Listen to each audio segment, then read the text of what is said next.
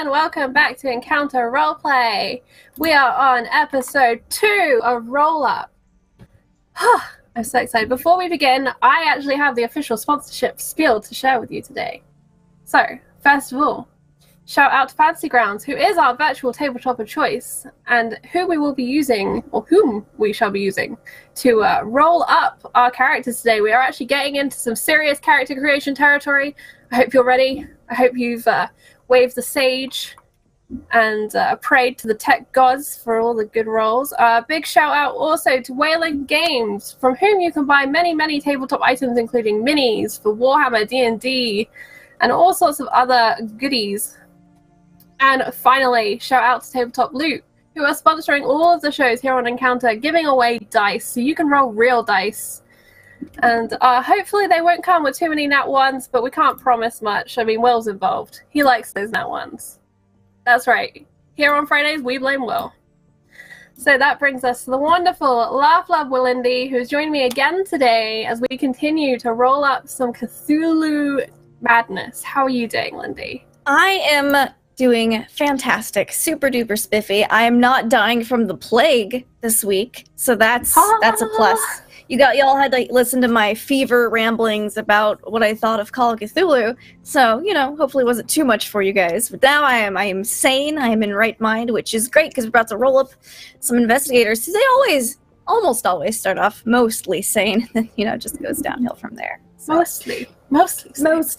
Mostly same. Now, I did promise chat that I could get a preview of the wonderful dress that you put on for today. Oh, flapper dress. Our queen of costumes.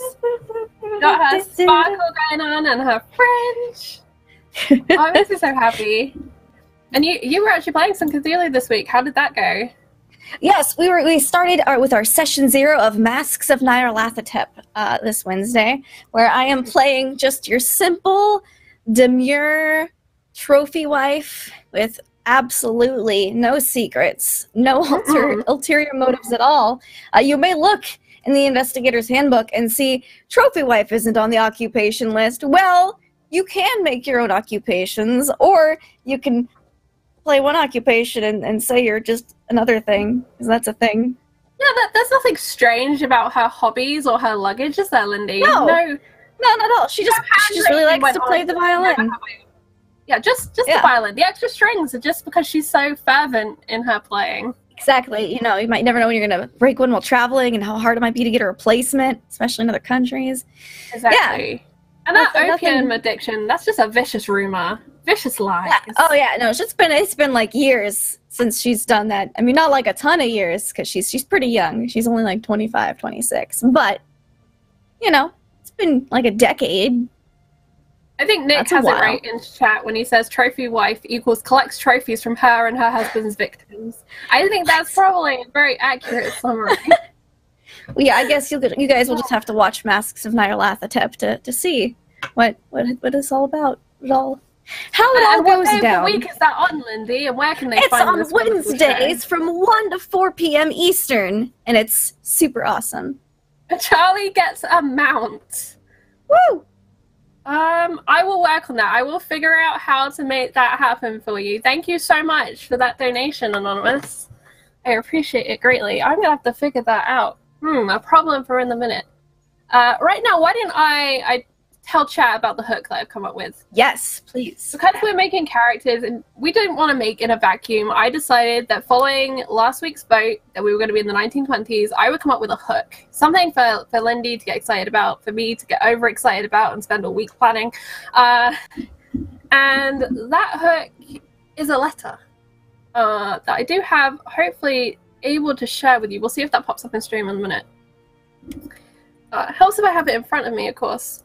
Now, the letter is something that would be sent to all of the PCs, and it's how I personally, as a DM, I like to disseminate things is through creating ephemera and creating little tasty nuggets, even before the game even starts. And the letter says this. It's on headed notepaper from Maison Faux. It says, "My dear friends, I invite you to an experience most rare. From beneath the sands of Egypt, a long-lost king shall be revealed and debuted. Join me in welcoming him to our modern world with champagne and fine cuisine. À bientôt, Madame Dufault. 2755 Rue de Fiction, Paris, France. So, my players are being invited to what is essentially a mummy unwrapping party. These were really popular in the Victorian era, and I like the idea that post-war France is really reaching out to find decadent and exciting things to do to bring life back, to show that they have survived the war and the world is still their oyster. And I sent this to Lindy, I think yesterday or the day before. And Lindy, we know that from last week that you like to start with kind of having an idea from the occupations. I do. So I do. what came to I mind? like to look at the list of occupations that is in the book, just to kind of get an idea. Like hearing that you're being invited to a mummy unwrapping party, you're probably not going to be a farmer or a hobo. Maybe there's always the possibility. You always could be, but sometimes it's kind of fun to play to the campaigns. You could be like a reporter, like a journalist. That would be interesting. Telling how all these socialites are doing during this mummy party. You could be a professor, more interested in the actual mummy itself, the history. You could be a history of Egypt professor. You could be, let's see, what else looks super exciting? Archaeologist. That's another fun one. You could have been one of the people who was on the expedition that got the mummy, or maybe you didn't get on the expedition, and so you really want to see how it looks now because you just didn't get that job offer. I think it could be also... there's also one of my favorite classes, which I was currently playing in Tomes and Tentacles podcast, is the debutante, which means you're basically just a rich person. Like that's your job, is you do nothing and you're rich. So that's always a fun one. You throw money at your problems and it works part of the time, some of the time, occasionally. I mean, I'd be down for trying that as an experiment. If someone wants to give me some money, I'm willing to use some problems. Right? See how it goes. Thank you very much for that pledge, Andrew, that Patreon pledge. Don't forget you can support this channel in a lot of ways, from hitting that follow button to the subscribe button to checking out the Patreon to going on YouTube and watching those VODs from all of the past content. I'm sure there are other ways, but those are some good ones to start with. So, Lindy, what I was thinking we could do today is actually go through the handbook approach for rolling up. We're going to use your ideas of the professor, maybe the journalist. I was thinking the professor could be fun, professor or journalist, because those are always interesting occupations. And we're going to try and roll up 2 characters today. So I'm going to have a character, and Lindy's going to have a character. And I'll also kind of be running the role of I think it's called a keeper in Call of Cthulhu. Everything seems to have a different name: storyteller, keepers, and DMs. So I'll be kind of the keeper, but I'll also be playing the role of a player, so we can kind of get the whole experience. And thank you to everyone for coming and hanging out and joining us today on this Friday. So the first thing, according to the PDF, that we should do before we even roll the dice is to consider the period or date when the scenario takes place. As we know, this is early 1920s. I didn't pick a specific year, just to keep things loose, not to worry about it too much. The location for this game is going to be Paris in France. So it's a nice European setting. The scenario's premise, as we now know, is the hook of being invited to a mummy unwrapping, and the likelihood that there are going to be terrible events that occur within the house of Maison Faux. Does the keeper recommend any particular occupations? Nope. In this case, I am open to any and all of Lindy's wonderful ideas. And the final part of this page, on page 43 in the 7th edition handbook, is suggestions for how investigators might know each other. So that's something we're going to deal with a little bit later. Step 1 in actually generating the character is to generate characteristics. In Call of Cthulhu, there are a number of ways of doing this, from rolling, to using a point-buy system, to using standard array, which you might be familiar with from D&D 5e and other systems. I like rolling characters. I don't know how you feel, Lindy. Do you like the random rolling? I do like to roll my characters. I've rolled the past several characters. For Nancy MacDrew, I did do standard array because I was still learning the system. And if you're not confident in, like, am I rolling this right? It's definitely totally okay to choose just the standard array to help you out for your first character. But rolling definitely always makes things a little interesting. So So what I we like are to going to be do. using Fantasy Grounds. Is your Fantasy Grounds Yes. open, Lindy? My Fantasy Grounds is indeed open. Wonderful. So you're going to be in charge of rolling today, because I have a million Excellent. windows open and I keep getting lost. Help! I can do that. And the first characteristic that the handbook deals with is strength. Strength measures the muscle power of an investigator. The higher it is, the more the investigator can lift or tightly cling to something. Sorry, ideas buzzing in my head already. This characteristic determines the damage an investigator inflicts in hand-to-hand combat. Reduced strength to 0, an investigator is an invalid and unable to get out of bed. So that's probably not what you want to roll. To roll this statistic, it is characteristic, sorry, it's 3d6 and then multiplied by 5. So if you could do that twice for me, we'll get 2 lots of stats and I'll make notes of them on my... Another way you can do this, other than just going strength, con, and rolling them kind of in order and being stuck with that, because strength, con, dexterity, appearance, and power are all 3d6 times 5. Yep. And then size, intelligence, and education are 2d6 times 5. So if you kind of just want to roll pools of it and then see what characteristics you end up with and place them into your character sets. That's a great idea. That's another way of rolling it. What I'll do is, going through the handbook order, is I'll go through all the 3d6 ones first, and I'll just explain for people who might not be familiar with the system what each characteristic does. And we'll roll the 3d6, and then we'll do the 2d6 plus 6 times 5 ones. Yep. It sounds like a lot of maths, but having done this a couple of times to practice, it's not too bad. Yeah, it's way more intimidating than it actually is. So here we go. So, right, strength. What do we get? 13 times 5. I gotta get my calculator. 45? No. 65. Good solid stat. That is a good start. So 50 within the system is a 50%, which is distinctly average. That is your normal human being. Obviously, 100%, you're a superhuman being in some regard. And below 50%, you start to have different effects, depending on what the stat is, as to whether that's good or bad. But as the handbook says, it doesn't matter if you have a low stat, because that's where the interesting things happen with characters, right, Lindy? You're not just an average person, you're an actual person. You have flaws, you have weaknesses and strengths. Lou started off the campaign with 45 power, which meant her sanity started off at 45. And her whole crazy shtick was, I'm not crazy. She was always a little crazy. Alright, so if you hit that button and we'll roll another one for my character, and I'll... 12. That's 60. That's 60. So good. We're both starting out with pretty good strength. Yeah. Strong characters. The next statistic that we will come to then will be dexterity. So this again is a 3d6 and multiplied by 5. Investigators with higher dexterity scores are quicker, nimbler, and much more physically flexible.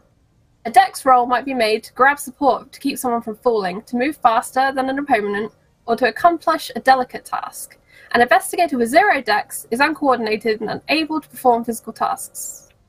Me? Anyone else? In combat, the character with the highest dex acts first. So this is your initiative stat, much the same as D&D. Alright, so 2 of those, please, Lindy. Whoop. 10, so 50. So, but average dexterity. That's average. That's not bad. And then 15. Oh, wow. 50. Ooh. That's 75 dexterity. That's pretty dexterous there. This is getting athletic. I'm quite excited. Let's have a look at my notepad and what's another 3d6. Let's do Constitution next. So Con again is a 3d6 multiplied by 5. Constitution represents health, vigor, and vitality. Poisons and diseases may directly challenge an investigator's constitution. Investigators with a high constitution often have more hit points, the better to resist injury and attack. Serious physical injury or magical attack might lower this statistic, and if Con in a situation reaches 0, the investigator dies. So that's pretty grave. That's a little bit serious. Have you ever had your constitution? Kitty eyes. That's Tesla, right? Yes, Tesla. She loves Call of Cthulhu. She is our evil overlord for the day. We will figure out how she's going to tie into she's gonna tie it into. Yeah. One of the See, Egyptian I'm so cat distracted mummies. now. I'm just thinking about cats. Yeah. I'm just thinking. Oh, that's really interesting. Do something with it. I think it's best step, right? Are we down? Are we dead? Is this bad? Oh, we're good. Oh no, we're good. We're good. I just rolled for con, and it's 5 times 5. Someone's got 25 con. Oh. Okay. Sure. Well, I mean, that's going in your box because that's number 1. Yeah. Or is that your second roll? All right. No. And Mildred had about 25, 30 con, so.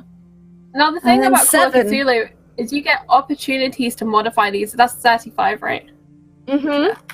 And you get opportunities to multiply these. And working with your keeper, you can always get extra die rolls to tweak things so that it does match the character that you're trying to build, your premise, which I think is really, really cool. The next 3d6 one is Appearance, APP, which for D&D equivalency is very similar to Charisma in some ways. I'm just trying to find where it is on this page so I can read you the details. Oh, there it is.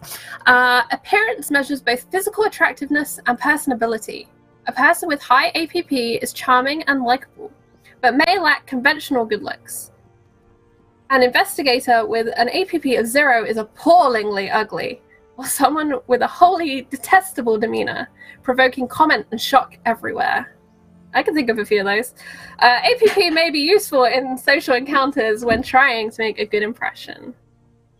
All right, Yeah. so that's Funny story, 3d6. my prettiest character has been Lockpick Lou. My hobo was my prettiest character. I loved Lou so much. Alright, 50. I loved that she really went through the rigors of being a hobo. She started out dirty, and sometimes they showered her, and she got clean. Sometimes. Yeah. The more insane she got, the cleaner she got. It's symptomatic. All right, so that's a 50, and another roll, please. 9. That's a 45. Okay, so that's not too bad. We've got 2 fairly average human beings. All right, and the last 3d6 stat is power. Now, power is a really important statistic in Call of Cthulhu, and there isn't really an equivalent in D&D. I suppose unless it's maybe a spellcasting stat would be the closest thing. But in Call of Cthulhu, 7th edition, power indicates force of will. The higher the power, the higher the aptitude for and resistance to magic. An investigator with 0 power is zombie-like and without purpose, as well as being unable to use magic. Unless otherwise stated, power that is lost during a game is lost permanently. Sanity points, SAN, begin the game equal to the character's power. Power also dictates the character's number of magic points, which, unlike power, can be spent and regenerated during play. Magic points are equal to 1/5 of power. We'll get into the fifths and halves in a little bit. The power of ordinary characters and investigators rarely changes. However, those... What's that teeny tiny word? Oh, I don't know what that teeny tiny word. My PDF is so tiny. However, those characters involved in mysteries of magic and of the Cthulhu mythos may be able to increase their personal power. So this is something that can fluctuate. And you got to use some magic, didn't you, as Mildred? I did, as Mildred. Right? Yes. I had to... You regenerate magic points per day equal to... Like, so every 24 hours, your magic points regenerate fully. So you kind of divide 24 by however many magic points you have. So if you have 12 magic points, you basically get 1 back every 2 hours. So Mildred actually had like 14. She was pretty wise because she was really old. But that's about it. Let's see. Power. 11. That's not bad. That's 55. I quite like that you just yelled power. I felt like, yeah, Friday, power! Power! 55. We'll just yell like affirmative words at each other today. Ooh, 14. That is 70. That's good. That's a good starting power. That's, yeah, that person's not going instantly insane at the sight of a monstrosity. Which is good. Which is always good. Generally, power can sometimes dictate your lifespan in a Call of Cthulhu game. If you have really low power, you're probably not going to make it very long. If you've got high power, your odds of going insane and dying, or dying via insanity is lessened a little bit, or at least it buys you time. Before we move on, Let's talk about sanity a little bit, because it is such a big mechanic in this game. Mm-hmm. And it isn't a usual mechanic, I think. It's kind of special to Call of Cthulhu's in a lot of ways, in the way that it's done here. So what happens when sanity comes up? You see something horrific normally, right? Or you experience something when you terrible. see something horrific or do something absolutely awful for a ritual, which by that point you're probably kind of insane anyways. Usually it's when you see something eldritch, something your mind can't comprehend, or just awful, like massacre, something terrible. You have to make a sanity check. Your sanity starts out equal to your power score, but if you fail, sometimes even if you succeed, you lose points of sanity. So 70 sanity, you'd have to roll your D100. Anything higher, 70 or higher, you're good to go. Anything lower than a 70, no, take that back. Anything higher than a 70, you're fucked. Anything 70 or below, you're solid. You're really good to go. So if you roll like an 85, your keeper will roll a certain dice and say you lose this much sanity. Say like he rolls a D4 of sanity. Oh, you lose 1 point of sanity. Now your sanity is down to 69. And it's pretty much there unless your investigator can take a rest someplace, or take a trip to an asylum, speak with a priest. Certain activities can be performed to slowly regain sanity. Yes, you do that.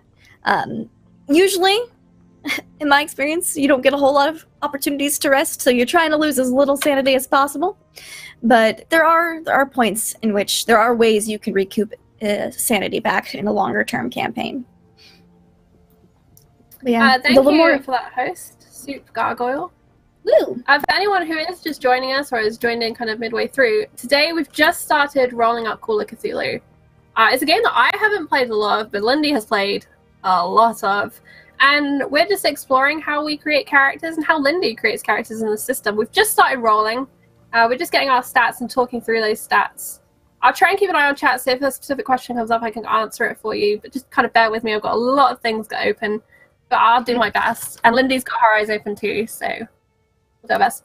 There's something that does happen with sanity. What happens when you lose more than 5 in one go, Lindy? When you lose more than 5 in one go, you gain a temporary insanity. So basically, it's like a compulsion, typically, that lasts for a little bit. It could be you see something awful and like in the sky, and so you don't want to be anywhere where you can see the sky. You close all your windows, or you hide under the bed. You don't want to deal with that.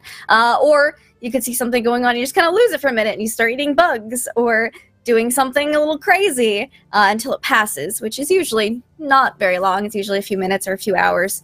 If you lose more than, I believe, it's either 20 or 25% of your sanity in one go. I want to say it's 20%, but I could be wrong. You gain 8 permanent insanity. And that is something that's going to stick with you for the rest of the game. In Horror on the Orient Express, Evelyn, she gained a permanent insanity, which she was afraid of time. She didn't want to look at any clocks. She never wanted to know what time it was. She didn't want to know how much time they had left to do anything. Lou gained the permanent insanity. Kind of like that, basically, like chronophobia. Lou, one of her permanent insanities that she got, because she didn't have much sanity to start with, was that she implicitly trusted her father, which was the bad guy. So that was not good. That was really bad. It was real bad. But, yeah. So temporary insanities and permanent insanities can be a lot of fun. They can also be really bad.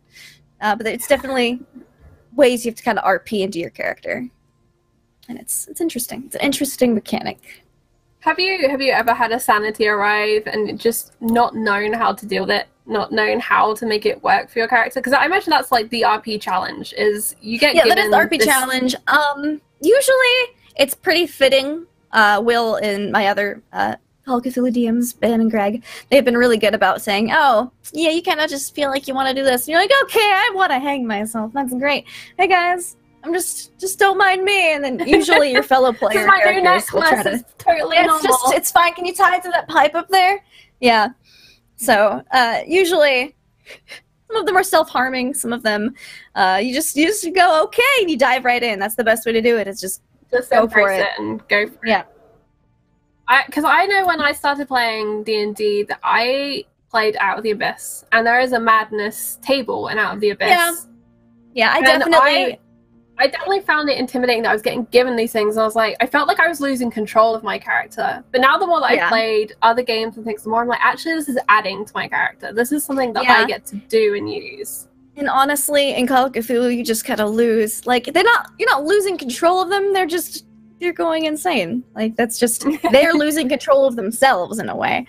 And it's just in a different mechanic. I did run out of the Abyss, actually, just finished that campaign myself, and I definitely, rather than using the insanities in the book, I totally went Call of Cthulhu style with it and used it instead of, you roll a d100 and this is what happens. It was more of a, all right, you're in this scenario, this is kind of your compulsion for a while, and my players really enjoyed it. So you can pull Call of Cthulhu mechanics into other games. Yeah. There is a keeper table that is a random table, but the handbook does say you can choose one, or you can roll. And I think that's great. When books even acknowledge that it's okay for you to choose things and to tailor things to your players. All right, so let's move on to our 2d6 stats. The 2d6 is a 2d6 plus 6, and then multiplied by 5. The first one we'll do is intelligence. All right, let's see how smart we are. Find that in my book. We're really brainy. That's an 18 times 5. We have 90 intelligence. We're real smart. That really fits your professor. Maybe. If you can get that I could get the education. So intelligence represents how well investigators learn, remember, analyze information, and solve complex puzzles. An investigator with 0 intelligence is a babbling, drooling idiot. I like how this book really cuts to the chase. Intelligence determines the number of personal interest skill points, which we're going to be dealing with next week. And where was that? Personal intelligence interest skill points. Sorry, lost my page. Allotted to a new investigator. Intelligence also acts as a value for both idea rolls and intelligence rolls. If the amount of intelligence seems to contradict another characteristic, there's another chance for role-playing and further defining your investigator. For example, an investigator with high education and low intelligence, who knows facts but not their meanings. No, that's not right. What did I do? High intelligence might be a pedantic. Hang on. Let me go back. Forget the last 30 seconds. Let me redo that. If the amount of intelligence seems to contradict another characteristic, that's another chance for role-playing and further defining your investigator. For example, an investigator with high education and low intelligence might be a pedantic teacher or a sideshow performer, someone who knows the facts but not their meanings. Conversely, high intelligence and low education might mean ignorance, such as an uneducated farm boy, new to the big city. But this person is not dull-witted, so someone who could probably adapt and learns quickly. All right, so we had a 19 for character. Can be good or bad. For example, you could see something that's kind of a little, that's sketchy, and then you make an idea roll. If you succeed on your idea roll, depending on how well you put pieces together, you might have to make a sanity check because it's actually something really horrific you figured out. So obliviousness can occasionally save you, but then there's other times where you have to come up with an idea to get out of something or put something together really quickly because you're on a time crunch and you can make an idea roll and you want to make it, otherwise you're kind of stuck. So idea rolls can be blessings or curses. Here's other intelligence. So 4 plus 6, so 10, so 50. And so 50, so that's average. Yeah, so our second character is looking pretty average so far. I'm very excited. Right, the next stat we'll do education next because that ties in really nicely with intelligence. So again, it's a 2d6 plus 6 times 5. I'll read this out. Education is a measure of the formal and factual knowledge possessed by the investigator, as well as indicating time the investigator has spent in full-time education. Education measures retained information, not the intelligent application of that information. See intelligence. An investigator without education would be like a newborn baby, or an amnesiac, without knowledge of the world, probably very curious and credulous. That's really interesting, actually. That's one of the zeros where I'm like, I would play that. That's kind of interesting. Yeah.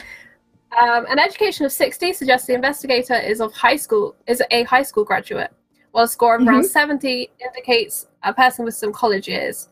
And it kind of progresses from there. So the further you go, the more educated you are in very much the normal, traditional sense.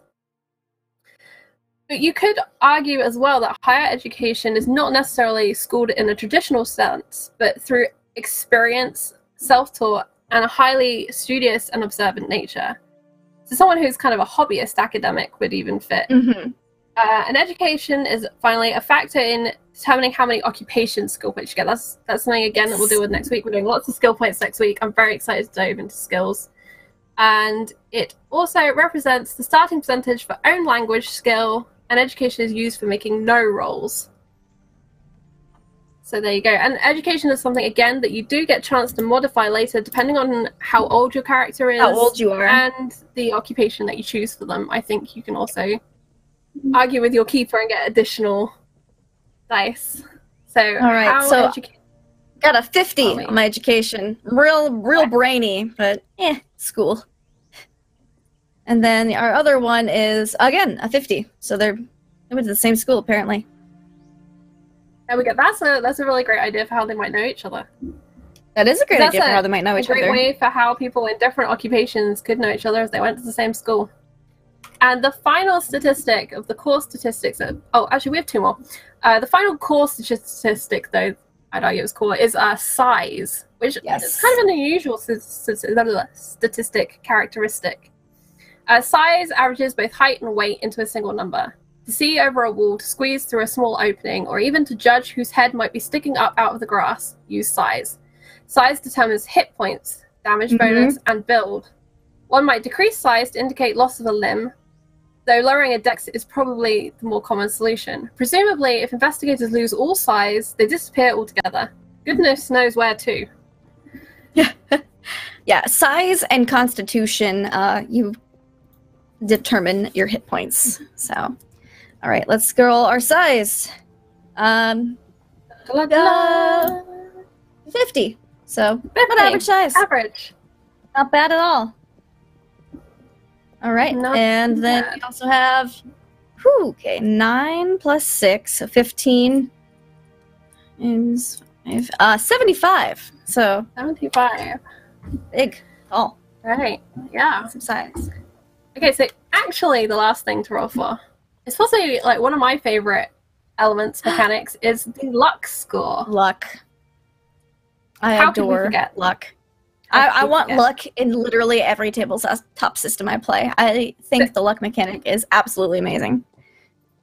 Would you like to explain the luck mechanic? Yes. How it is so luck, when you make a roll and you fail by a certain amount, you can spend your luck points to make your roll succeed. So that's one great benefit of luck. You can't regenerate luck, though. Once it's gone, it's gone. And also, you could be in a scenario like, we might need a fire extinguisher here, or is there a tool that we can use to open this? Your keeper might say, hey, I need you to make a luck roll to see if there just happens to be something laying around. So then you make a luck roll, and if you roll your luck score below, you would succeed. So having a lot of luck is not a bad thing, because you can either use it to find things to your advantage, or spend it to make your roll succeed. There's also a couple other uses for luck, but I agree with they call him Ben. I wish I had high luck in real life. Right. That would be real helpful. Although maybe I do, because I'm here on Friday with Lindy, so maybe I did luck out. Alright, so here's our luck. So here we go. 10 times 50. 50 luck is not 50. A bad score at all. No, not at all. And then 50 again. 50 again. I love it. So let's take a look at these stats. There are a few things that we need to calculate, and I'll get those done between sessions. We'll talk about them in session 2. So our move, age modifications, damage build. We're going to do that next week. Next week we've got a lot of stuff to do, but I'm really excited. Age modifications are kind of crazy. They are. But I think to decide that we need to go back to figuring out who these characters are. Yes. I'm going to be a professor for sure, because I'm really brainy, not super brawny. I mean, I guess I have decent strength and dexterity, but my constitution's not great. So maybe I do, like, some calisthenics as a hobby, but I'm a bit sickly, so I don't get out much. And I'm really smart, but, I wanted to be a professor to do my own research, not necessarily to teach, so my education's not the greatest. Another way you could go is with the archaeology thing, where you're a historian adventurer type. Maybe you've caught some sort of disease, or you've got some sort of chest infection. Plague. And that's why your education isn't so high, because you've been doing all this research on your own. You're like, university isn't getting me where I want to go. I'm going to just dive into the wilds. That is definitely... Well, let's do that one. Maybe that's why I didn't go on that dig. Maybe that's why I want to be at that mummy unwrapping, because my crypt plague got the best of me. Crypt plague. All right, and so chat, for my character, I'm interested in what you think this sounds like. I'm a little bit above average in strength. I'm very quick. My intelligence is average. My constitution isn't great. I'm a little bit better off than Lindy's character, but still a little shaky. My appearance is slightly less attractive than Lindy's, but we're both fairly average. My power, which is my willpower, my magical constitution, I guess how I kind of think of it, is pretty high. I'm at 75. I haven't seen any particularly awful things yet. My time is coming. And my education is the same as Lindy's. We both didn't really get beyond high school at this point. There are obviously education roles that we can make to tweak this, but I'm interested to hear what chat thinks. Oh, recently recovering from malaria. That's interesting. Oh, yeah, I like that, Ben. That's good. Dang, malaria. Keeping me from these tomb digs. A burglar. I love this idea. Maybe, okay, I really like this burglar idea. So maybe I have gotten the invitation through questionable means, or maybe it's been slipped to me by a criminal contact, and I am there to swipe something from this party. Yeah, because I mean, it's at a rich lady's house. Maybe you're not there. Maybe the mummy wrapping is a good distraction, and you're there after some other more questionable artifact that was found at the same dig. I'm kind of there as your +1. You know me from school, and you know I've got an interest in antiquities. You don't realize how questionable my interest is. But technically, the mummy was stolen. Looking at you, colonials. Colonialists, even. So, you know, steal from the rich, give it to myself, or to the people I owe a lot of money to. Because maybe I am a bootlegger and I'm in trouble, and I've had to pay off some judges to stay out of prison. Who knows? I'm liking these. I like this criminal idea. I'm going to write down criminal, because in the occupations list, there's actually several subsets of criminal, which I totally am not playing on Masks of Nyarlathotep this season. It's crazy. Crazy. Oh, so that's awesome. So for Lindy, we've got the professor, maybe an archaeologist, something. We'll look at those probably too as the options. I'll get them cropped out so you guys can see those on stream next week. And I'm going to look at the criminal subset. This week, what I think I'm going to do is I'm going to put a poll up on my Twitter so you guys can vote on something to do with my character.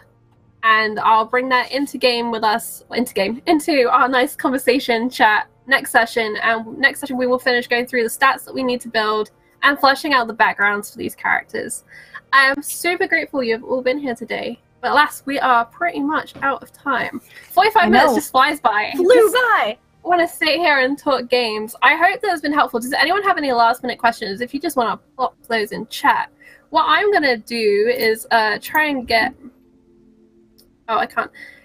Bastian, could you pop up the dice giveaway for me? Pretty please. And we'll get that sorted out, because we're going to do another dice giveaway. I'm really glad you guys were enjoying this. Bootlegger, yeah. I'm really into bootleggers because I'm actually going to start running a Call of Cthulhu game next week. And it is set in the late 1920s in New York, and there is a lot of bootlegging going on, and a lot of scoundrels. The prohibition went on till the December 1933, so it did indeed. Bootlegging. There's bootlegging everywhere. Thank you very much, Bastian. You are the best assistant. Looking after me today on stream. Oh, I've had so much fun. I just want to sit and just roll up characters for hours. Maybe we'll look at extending it for another 15 minutes next week to make sure we get everything done. The character sheets, when we finish them, will be available on the Encounter Roleplay website. So if you want to take a look at the finished character sheets in all of their glory, it will be there. They will be there for you to use. If anyone wants to check that they've been properly rolled, send them to me. I'll verify that Lindy rolled before an audience of peers. Yeah, keep hitting that exclamation mark loot to join in our dice giveaway, our second one of the day. Get your real dice to roll along with us. And if you do want to roll along, roll up those core stats, the 3d6 times 5 stats and the 2d6 plus 6 stats, and then come along next session and we'll do the next section, which is age modifications, build stats, damage stats, and all of the skills. And there are a lot of skills in Call of Cthulhu. A lot of skills. a lot of skills. The age stats are really interesting. All right, yeah, we want to hear about your hobbies this weekend, okay? This is not the place. I do hope if anyone is playing any games this weekend that you all roll really well. 20 seconds left. Get hammering those keys. That's exclamation mark loot for your chance to win some tabletop loot dice. And don't forget next week to check out on Wednesday the Call of Cthulhu game. This is the official home for Cthulhu this season with the Masks of Masks of Nyarlathotep. Nyarlathotep. That's exactly what I said. And yeah, shout out to Chaosium, who are sponsors here on the channel. Really good. I've been loving their handbook. I've been looking at a lot of handbooks for this show. Yeah, their handbook is really well laid out, and it's in really plain speech, so it's pretty straightforward on most things. And it encourages some really creative choices, and it encourages you to work together, which is what I really love. Congratulations to Silent Adel. You are the winner of our tabletop loot dice giveaway. May the rolls ever be in your favor. So yeah, I'm super excited, and hopefully next week, if we do get time, we'll also look a tiny bit at leveling up your character. What happens when they've been through a few things and they get to increase their experience. We will be back again on Friday next week, 5 p.m. If you miss it for any reason, we will forgive you if you go to the YouTube or to the VOD. If you've enjoyed the show, shout us out on Twitter, because it makes me happy to know that my rambling is appreciated. And massive props to Laugh Love Lindy for coming here. Lindy, do you have anything to shout out and plug today? Definitely check out Masks of Nyarlathotep. Next week is session 1.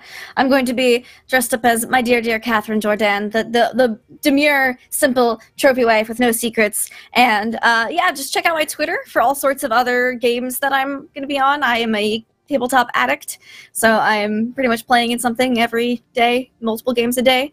And I post whenever I'm going live. I'm just super excited. I think the only thing I have going on this weekend, really, because it's kind of again starting up of new seasons on a lot of channels, is Ryutama. I'm playing it on Anara Systems channel tomorrow night from 8 to midnight Eastern. So that's a really cool system. Go and check that out.